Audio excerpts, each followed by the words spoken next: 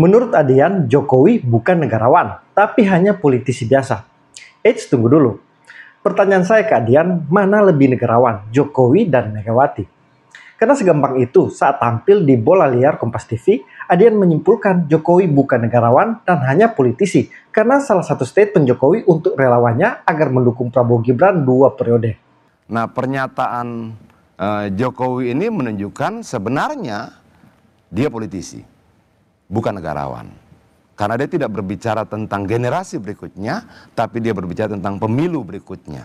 Padahal itu hal biasa dan tidak perlu elit PD Perjuangan kebakaran jenggot. Yang aneh kalau Jokowi minta dukungan untuk Ganjar atau Anies Baswedan.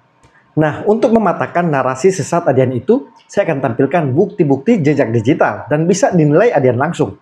Apakah dari statementnya Megawati layak disebut negarawan? Yuk kita simak bersama. Pertama, saat Megawati merendahkan anak muda khususnya generasi milenial. Dibilang generasi kita adalah generasi milenial. Saya mau tanya hari ini, apa sumbangsihnya generasi milenial yang sudah tahu teknologi seperti kita bisa viral? Apa sumbangsih kalian pada bangsa dan negara ini? Masa hanya demo aja? Nanti saya dibully, saya nggak peduli. Hanya demo aja, ngerusak. Kalau ada orang bilang ada bu, mana dia? Sini, sini kasih tahu sama saya. Saya jelek-jelek gini manusia unik loh di Republik ini. Ya saya bilang begitu. Kenapa? Bukan menyombongkan diri, tidak. Orang tua saya dua-dua pahlawan. Mau diapain? Mau diomongi PKI, mau apa terus sebodoh. Untuk menjadi pahlawan nasional tidak gampang. Bung Karno dibilang proklamator. Saya anggota DPR 3 kali. Anggota DPR saya waktu zaman Pak Harto itu di Litsus. Bu Mega, Ibu gak tahu anak muda termasuk milenial itulah suara terbesar yang menentukan arah politik bangsa kita ke depan. Mereka yang mendominasi partisipasi politik dalam pemilu dibanding generasi tua.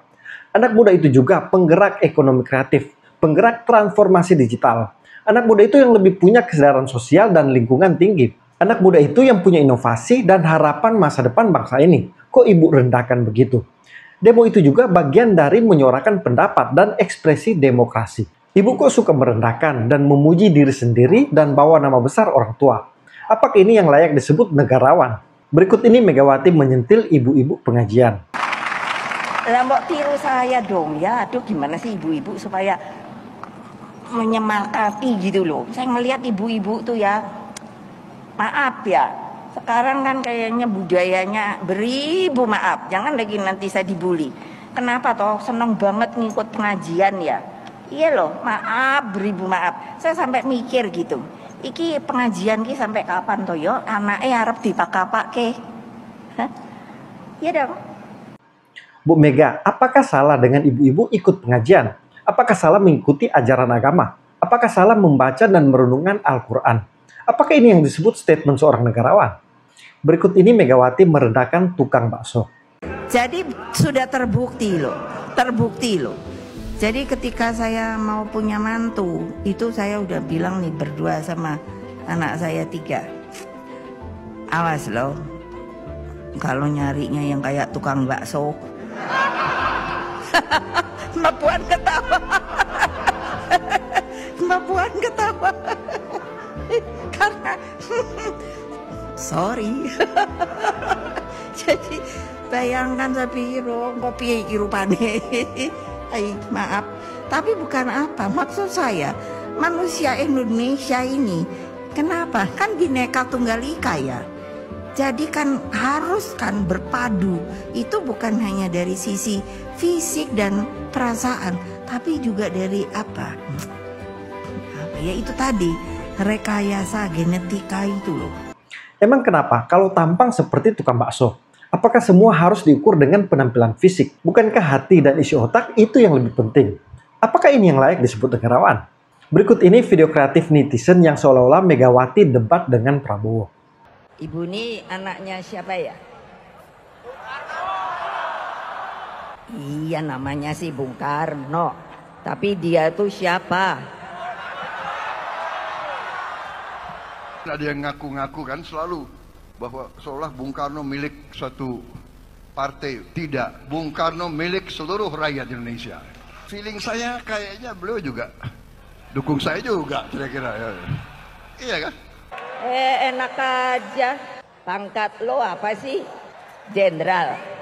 Saya dikasih pangkat jenderal oleh rakyat. Saya dipilih oleh rakyat. Sekarang saya merasa di belakang saya ini, saya merasa ada 3 presiden yang mengendorse dan mendukung saya. Pertama tentunya, udahlah nggak usah malu-malu, Presiden Jokowi, ya kan? Tapi saya juga didukung oleh Presiden ke-6, Pak SBY. Itu juga terang-terangan kan? Dan saya merasa saya juga didukung oleh Presiden Gus Dur. Kan beliau endorse aku terus-menerus. Enak aja. Jelek-jelek saya pernah panglima tertinggi loh. Tidak pernah terhapus loh. Karena saya disebut Presiden kelima Republik Indonesia. Udah begitu saya juga pernah wapres loh. Saya juga nggak pernah sembunyi. Saya dulu lawan Jokowi, tapi sekarang saya bagian dari tim Jokowi dan saya didukung Jokowi. Mau apa? Udah nggak usah basa-basi lah, ya kan? Indonesia tidak bisa dibendung. Kecuali elit Indonesia tidak bisa atau tidak mau kerjasama. Kuncinya itu. Dengan demikian, saya akan berjuang terus bersama semua kekuatan yang mau diajak kerjasama. Yang tidak mau diajak kerjasama, tidak apa-apa. Kalau ada yang mau nonton di pinggir jalan, silahkan jadi penonton yang baik. Tapi kalau sudah tidak mau diajak kerjasama, ya jangan mengganggu. Orang lagi mau kerja kok, kita mau kerja. Kenapa Pak Prabowo? Sampai orang kayaknya bingung kok saya bisa sobatan sama yang namanya Prabowo Subianto. Memangnya kenapa? Karena apa? Kalau buat saya, itu Pancasila saya. Katanya musuh harus dirangkul. Lah kalau Pak Bowo dianggap musuh, ya saya suruh dia pulang deh sana. Dulu yang saya ambil, beliau keleleran. Betul nggak Mas? Saya marah sebagai presiden. Hah? Siapa yang membuang beliau stateless? Ini bukan saya mau cari nama loh. Tidak, tanya pada beliau. Tidak, saya bilang. Saya marah pada Menlu. Saya marah pada Panglima. Apapun juga beliau itu adalah manusia Indonesia, pulang, beri dia. Begitu, itu tanggung jawab. Ini pelajaran sejarah. Saya berterima kasih sama Pak Jokowi. Beliau benar-benar pemimpin yang ikhlas, beliau membantu saya. Gua datengin juga nih si Bowo. Iya dong, jengkel dong. Bener loh Pak, Mas. Saya manggilnya Mas Bowo. Makanya kalau nanti yang nggak tahu dong, tolong deketin saya ya. Saya malu, saya dikasih pangkat jenderal oleh rakyat. Emangnya kalau udah jadi jenderal tuh keren. Dia kalau nggak ada yang siap, sampai kayak gitu, sampai kan nahan napas gitu, saya liatin ya. Aduh, ingat loh, sebab TNI terikat dengan sumpah. Sumpah itu kan pakai itu, pakai Al-Quran, pakai Injil. Iya, jadi kan bayangkan, sumpah itu bukan sumpah omong kosong loh. Sumpah itu sama yang ke atas loh, jangan lupa sampai mati loh. Makanya ketika saya disumpah wapres, disumpah presiden lain dengan janji jabatan loh. Tolong dipisahkan. Jadi ingat loh. Sebab TNI terikat dengan sumpah Sabta Marga. Orang lagi mau kerja kok. Kita mau kerja. Kita mau mengamankan kekayaan bangsa Indonesia. Kita mau hilangkan kelaparan. Tidak boleh ada orang Indonesia yang lapar. Tidak boleh ada anak-anak Indonesia yang nangis karena tidak makan. Kelihatan siapa yang selalu suka dipuji, selalu jual nama Soekarno, dan suka merendahkan orang lain. Apakah ini yang layak disebut negarawan? Berikut ini Megawati kembali menjual nama Soekarno dan sentilan Gus Baha. Jadi status bapak saya itu saya sendiri udah tahu. Tahanankah? Tidak ada selembar kertas pun. Ini saya ngadu kepada rakyat supaya rakyat tahu Kayak apa yang namanya proklamator itu diberlakukan seperti itu? Kalau bilang itu bukan proklamator, kamu nggak akan merdeka, tahu? Semuanya itu pada waktu itu saya tanyakan kepada beliau, pada ibu saya tentunya setelah besar. Takut apa tidak pada waktu itu? Takut juga ada Jepang.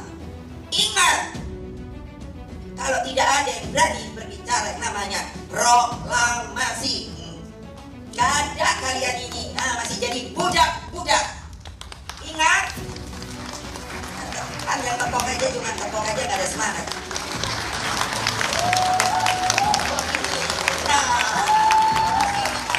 Saya tahu tidak, ini perempuan apa kalau sekarang saya bilang lemes. Betul. Kenapa loh saya bisa jadi presiden? Orang yang pro Megawati itu begitu mendewakan Soekarno, seakan-akan Indonesia itu dimulai dari Bung Karno, sampai ada paham Soekarnoisme. Bahwa Indonesia itu seakan-akan dimulai dari Soekarno. Memang deklarator kemerdekaan Indonesia itu Soekarno. Tapi umat Islam atau partai-partai Islam itu tidak kecil hati. Karena embrio yang bernama Indonesia itu dari tahun 1908, sebelum ada partai nasionalis yang berani melawan kolonialisme Belanda adalah partai-partai Islam. Sehingga kebangkitan Indonesia dimulai 1908.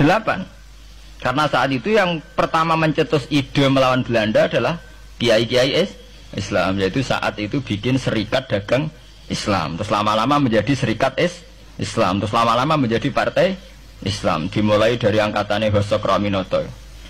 Jenis Haji Umar Said sinten Cokroaminoto, disingkat jenis Hos Cokroaminoto. Jadi tidak bisa Indonesia itu meninggalkan partai Islam, karena dulu pertama pendiri era kepartaian niku malah partai-partai apa? Islam yang lahir di Solo, di Jogja. Bahkan sebelum ada negara yang bernama Indonesia, itu ada negara yang bernama Demak Bintoro, ada Demak Ngayogja napa? Karto. Itu semua negeri napa? Islam. Ya paham. Sehingga secara kesejarahan kita tidak kalah sama tuanya Soekarnoisme atau partai PNI. Dan sampai kan kita ini kan kayak dinabubukkan seakan-akan Indonesia itu dimulai dari Soekarno. Sehingga nak wani Pak Karno itu koyo-koyo itu kita anti Indonesia. Ya kita tidak mungkin nggak menghormati Soekarno, beliau sebagai pahlawan besar kita hormati. Ya, tapi ya kebesaran Pak Karno demi bangsa Indonesia jangan kemudian direduksi, disederhanakan hanya melewati partai. Ya itu kan namanya pekerdilan. Tentu Pak Karno bikin negara ini ya untuk semua bangsa, bukan untuk PDIP saja, bukan untuk partai-partai marhainisme saja, juga bukan untuk partai-partai yang berfaham Soekarnoisme saja. Ya sama, tapi kita juga adil, sebagai kiai juga adil. Hos Cokroaminoto bikin partai Islam adalah untuk mengusir Belanda dari bumi Indonesia, yang nantinya juga untuk kepentingan semua bangsa Indonesia, tidak hanya yang Islam saja. Megawati ini selalu jual nama Soekarno, tidak menjual prestasinya sendiri. Karena faktanya memang minim prestasi. Padahal founding father kita bukan hanya Soekarno. Banyak juga orang dan pahlawan yang punya peran penting dalam mewujudkan kemerdekaan Indonesia. Berikut ini Megawati menghina orang bertubuh pendek. Umum PD Perjuangan Megawati Soekarno Putri mengaku ogah sang cucu mendapatkan kekasih bertubuh pendek. Statementnya ini pun akhirnya menjadi polemik. Megawati juga menyebut kekasih sang cucu harus bertubuh tinggi agar tidak merusak genetik. Cucu saya 7, 5 perempuan, 2 lagi. Alhamdulillah mungkin tapi masih akhir tahun ini atau permulaan tahun depan yang 5 jadi sarjana, ngono loh. Kan kalau dengar gitu, loh, kayaknya ya Allah, udah gitu tinggi-tinggi, keren-keren. Jadi sekarang udah aku bilang, kalau ada yang naksir, nggak usah kelenger dulu ya. Nah, dijejer-jejer aja. Nah, liatin dulu supaya tanding. Jangan cari yang pendek ya. Dari sisi ilmu genetika itu ngerusak banget aku bilang. Aduh, enggak ada. Ya. Ada kecenderungan manusia itu bisa bersifat sombong, melampaui batas. Ya, melampaui batas. Pelan-pelan, nanti kita lihat ya, apa kaitan ayat ini dengan contoh-contoh kita. Melampaui batas. Jadi kata Quran, jangan sampai terjadi ada di antara kita bisa melampaui batas. Megawati kurang berkaca diri, tapi suka merendahkan orang lain. Selalu bicara soal genetik dan bentuk tubuh. Seharusnya ibu sadar diri sebelum ngomong. Berikut ini Megawati ancam akan geruduk KPK jika Hasto ditangkap. Kalau dia ditangkap, saya hitung apa namanya? Si itu siapa yang gara-gara kamu mau ditangkap nih, siapa namanya? Itu Harun Masiku. Itu tahun 2019. Coba ayo ahli hukum, berani hitung berapa semuanya yang ditahan. Hah? Siapa nih? Sampai tahun segini nih, ayo. Kan semuanya diblok. So, what do you do? Gak ada yang berani, nggak berani. Saya bilang, kalau Hasto itu ditangkap, saya datang. Ya, saya nggak bohong. Kenapa? Saya ketua umum, bertanggung jawab kepada warga saya. Dia adalah sekjen saya. Ini adalah bentuk intimidasi nyata kepada KPK. Walaupun ujungnya Megawati akhirnya tidak datang ke KPK sampai Hasto sudah jadi terpidana. Jadi Megawati ini juga suka mengancam secara verbal. Apakah ini yang layak disebut negarawan? Berikut ini Megawati merendahkan Jokowi. Pak Jokowi gue udah ngono lho, mentang-mentang. Lah iya, padahal Pak Jokowi kalau nggak ada PDI Perjuangan juga, aduh kasihan dah.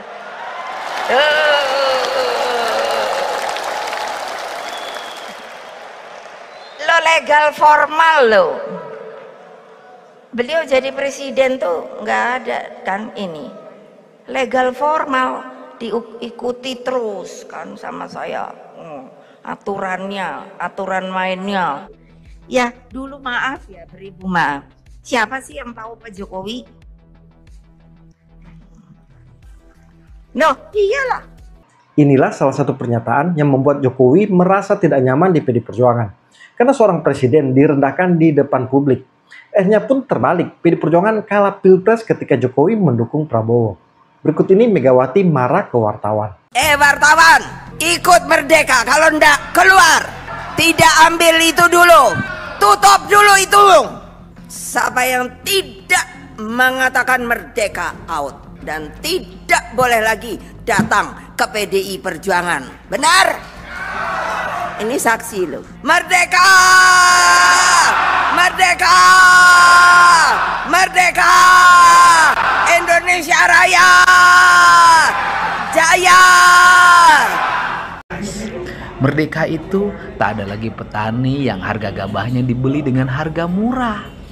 Merdeka itu tak ada lagi masyarakat yang pinjam uang ke Bank Emok dengan bunga 10%. Merdeka itu tak ada lagi nelayan yang kebingungan melaut karena bahan bakarnya tidak ada atau harganya tidak terjangkau, bahkan tidak seimbang dengan jumlah pendapatan sehingga harus berhutang.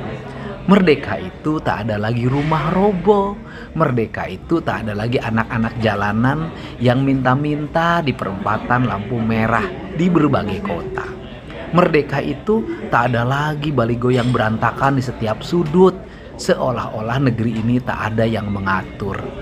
Merdeka itu tak ada lagi orang tua jompo yang tidak punya tempat tinggal, menangis sendirian tanpa beras dan tanpa ikan. Padahal wartawan sedang meliput bukan kader PD Perjuangan, tapi dibentak-bentak Megawati. Merdeka itu bukan soal kata-kata, tapi perbuatan, Bu. Ibu sepertinya harus belajar ke Kang Deddy Mulyadi soal arti dan makna kemerdekaan. Berikut ini Megawati mengaku cantik dan pintar. Kalau aku mau selfie, pasti pengikutku oke. Kenapa? 1, perempuan. 2, cantik. Baru 2 aja udah ditepokin. 3, karismatik. 4, apa nih? Pintar. Aku tahu-tahu ketiban profesor aja 2. Apa nih? Doktor honoris causa 9. Masih nunggu nih 5 karena pandemi. Aku dewe sampai garuk-garuk kepala. Iki goro-goro apa toh yo? Kamu tahu nggak sih ibumu nih udah pinter, cantik, karismatik, pejuang apa nih? Kayak ngene kabeh moh aku. Bu, biasanya orang cantik dan pintar itu nggak mau ngaku-ngaku cantik dan pintar. Biarkan orang yang menilai. Pemimpin itu harus rendah hati, bukan tinggi hati. Berikut ini saat Megawati boikot retret Prabowo. Boykot retreat, sebuah tabuhan genderang perang ketum PDIP Megawati Soekarno Putri terhadap acara Presiden Prabowo di Akmil Magelang, Jawa Tengah. Megawati instruksikan seluruh kepala dan wakil kepala daerah dari PDIP menunda keberangkatan mereka menuju retreat pada 21 hingga 28 Februari 2025 di Magelang. Instruksi Megawati ini keluar usai Sekjen PDIP Hasto Kristianto ditahan oleh KPK terkait kasus buron Harun Masiku. Seberapa sakti perintah Megawati agar bisa bebaskan Hasto? Megawati meminta para kadernya menunda keberangkatan mereka dalam agenda retreat kepala daerah. Hal ini dikarenakan dinamika politik nasional usai Hasto ditahan KPK. Meski begitu, sejumlah kepala daerah dari PDIP memilih berkumpul di sebuah kafe kawasan Magelang dekat dengan Akmil. Hal ini karena para kepala daerah menunggu keputusan Ketum Megawati yang masih gantung soal keikutsertaan mereka di retreat. Menurut pengamat politik Heri Mendrova, tentu aksi boikot retreat ini dinilai mampu merusak sinergi antara pemerintah pusat dan daerah. Lalu, apakah aksi Megawati boikot retreat bisa bebaskan Hasto? Bayangkan, ketua partai memboikot kegiatan Prabowo seorang presiden. Ini mengarah kepada makar karena melawan kegiatan presiden. Apakah ini sikap negarawan? Berikut ini saat Megawati tidak mau jabat tangan dengan AHY dan Surya Paloh.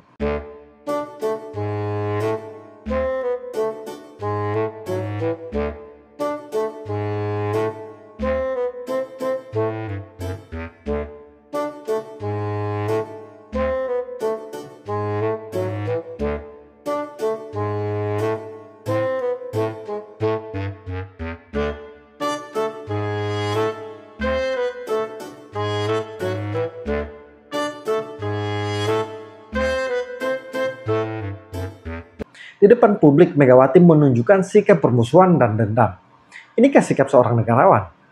Video berikut ini soal kebijakan tidak pro rakyat Megawati saat jadi presiden. Penjualan aset negara seperti Indosat dan Blok Tangguh hanyalah dua contoh. Ironisnya, sementara rakyat kecil berjuang dengan harga BBM yang terus naik, para konglomerat yang terjerat kasus BLBI justru diberi keringanan. Apa ini bentuk keberpihakan kepada rakyat? Atau sekadar permainan politik untuk melanggengkan dukungan dari para pemilik modal? Warisan terbesar seorang presiden seharusnya adalah kebijakan yang membawa perubahan positif bagi rakyatnya. Tapi apa yang diwariskan Megawati kepada Indonesia? Kehilangan aset dan wilayah. Mulai dari Indosat hingga Sipadan dan Ligitan, semua hilang di bawah kepemimpinannya. Kerugian ekonomi jangka panjang, penjualan murah Blok Tangguh dan keputusan terkait BLBI telah menempatkan beban besar di pundak bangsa ini. Menjual aset negara dan membiarkan dua pulau dicaplok Malaysia, yaitu Sipadan dan Ligitan. Apakah itu sikap seorang negarawan? Video berikut ini soal pengakuan Gus Dur bahwa Megawati yang melengsarkan dirinya. Dalam upaya mencopot Anda, siapa orang yang paling bertanggung jawab atas pencopotan tersebut menurut Anda? Dua. Siapa? Amin Rais dan Megawati. Mengapa? Ya, tanya sana dong, kok tanya. Nah, kalau memang Megawati dan Amin Rais dianggap orang yang paling bertanggung jawab atas pencopotan Anda, apakah Anda dendam sama mereka? Nah, apain dendam sama Amin? Artinya Gus Dur sudah melupakan itu, sudah memaafkan. Maafkan, lupa sih enggak. Nah, pernahkah setelah peristiwa ini, apakah itu Megawati atau Amin Rais datang ke Anda untuk meminta maaf? Tidak ada. Mereka merasa dirinya benar, ya sudah. Besok-besok akan terbukti oleh bangsa ini sendiri kok.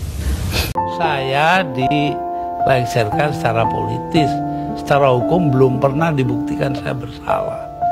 Yang bersalah bahkan pansusnya DPR. Tapi sesudah itu apa upaya yang Anda lakukan? Nggak ada.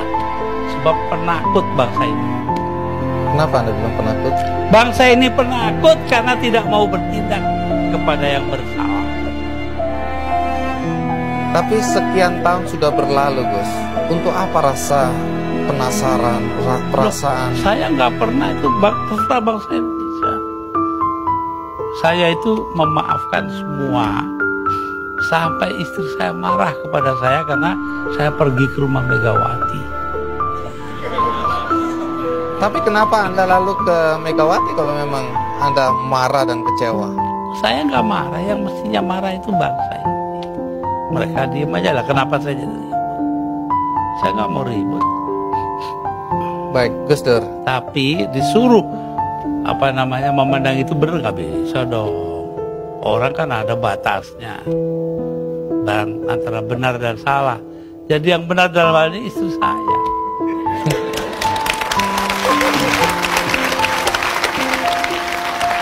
Tapi kenapa Gus Dur nggak mau nurut? Tanya dia, jangan tanya saya dah.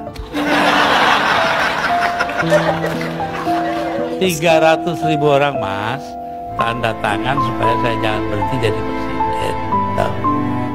Tapi saya bilang, daripada bangsa ini pecah dalam pertempuran darah mengalir darah saya, mendingan saya lengser aja deh. Nah, itu.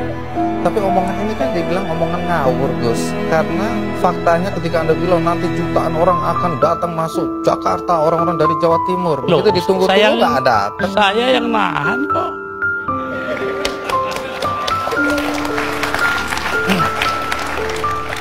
Jadi kalau nggak ditahan sama Gus Dur, datang nggak beneran itu ya? Bukan begitu, artinya tetap saja kebenaran kita pertahankan, tapi sikap kita itu jangan sampai bangsa ini perang saudara. Dan itu pengorbanan Anda? Ya, bagi saya bukan korban, biasa aja. Nggak bisa bedakan kepemimpinan kok bilang begitu. Ya, kalau Anda nggak bisa bedakan ya sudahlah sana, ngapain sih ikut-ikutan di sini? Mau tahu, kepemimpinan saya menghargai kedaulatan hukum. Kepemimpinan Megawati tidak menghargai hukum, melainkan penyelesaian politis. Itu sudah dibuktikan dengan melengsarkan saya, manggil rapat di rumahnya di Kebagusan. Itu kalau mau tahu. Ini pengakuan langsung Gus Dur. Apakah melengsarkan Gus Dur itu sikap seorang negarawan?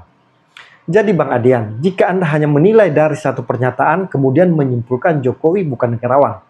Nah, bagaimana dengan rekam jejak Megawati ini? Bukan hanya satu pernyataan, tapi banyak. Jadi apakah Megawati seorang negarawan? Coba Anda jawab. Dan ini menurut saya picik dan manipulatif. Dia hanya memakai standar ganda. Untuk satu pernyataan Jokowi yang pun hanya ditujukan untuk relawannya, langsung dicap bukan negarawan. Tapi bagi Megawati sendiri tidak mungkin Adian sebut bukan negarawan. Adian ini pasti takut sebagai petugas partai. Adian juga seolah-olah menyalahkan pernyataan Jokowi itu kesalahan besar dan menyoal soal situasi bangsa serta tuntutan rakyat. Adian sendiri tidak sadar yang menjadi masalah itu salah satunya DPR. Dan Adian sebagai anggota DPR bersama ketuanya Puan Maharani harusnya paling bertanggung jawab soal DPR tidak becus bekerja. Contoh satu saja, soal RUU perampasan aset tidak pernah disahkan DPR. Tapi ketika Jokowi buat statement sederhana saja, langsung dianggap suatu kejahatan dan dicap bukan negarawan. Nah, kalau menurut teman-teman, siapa yang lebih layak disebut negarawan? Apakah Jokowi atau Megawati? Coba jawab di kolom komentar.